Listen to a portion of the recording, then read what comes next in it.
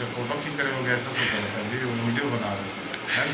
जय जोहार, जय छत्तीसगढ़ संगवारी हो। हमारे साथ में हमारे फ्रांसिस अंकल जो उन फिल्म लाइन से बहुत टाइम से जुड़े। तो सर घर बारे में कुछ बताओ फिल्मी लाइन के बारे में।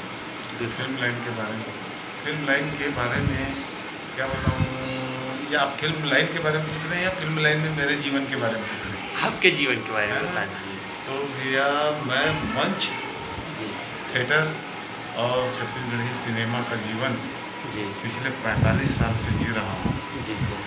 और मैं अपने कलाकारी के जीवन में संतुष्ट हूँ, जी सर। खुश हूँ और मैं काम के क्षण पूरी कोशिश मेरी रहती है कि जो मेरे उभरते कलाकार भाई हैं जी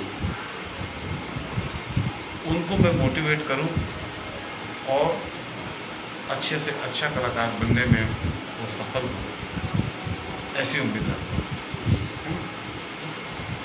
और बहुत सारे लोगों के साथ में काम किया छत्तीसगढ़ में, हमारे हिंदुस्तान के अंदर भोपाल में दादा कारंथ जी भारत भवन के लिए काम किया, जी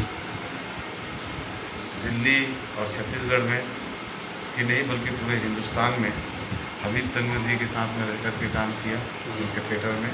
जी और छत्तीसगढ़ी फिल्मों के इतिहास में बहुत सारी फिल्में किया हूँ, जी क्योंकि छत्तीसगढ़ में फिल्म उद्योग जो है बहुत दिनों से स्थापित हो गया था, लेकिन वहाँ बड़े पर्दे का काम नहीं होता था, छोटे पर्दे का काम होता था।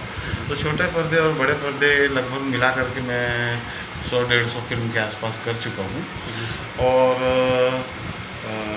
नए कलाकार भाइयों से मेरी यही उनके लिए मैं कहना चाहूँगा कि अपने लक्ष्य को घड़ी घड़ी मत बदलो, अपने लक्ष्य पर अडिग रहो।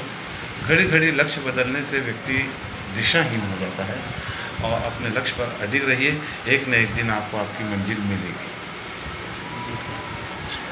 Thank you sir. हैं? Thank you sir. हाँ, मैं बिल्कुल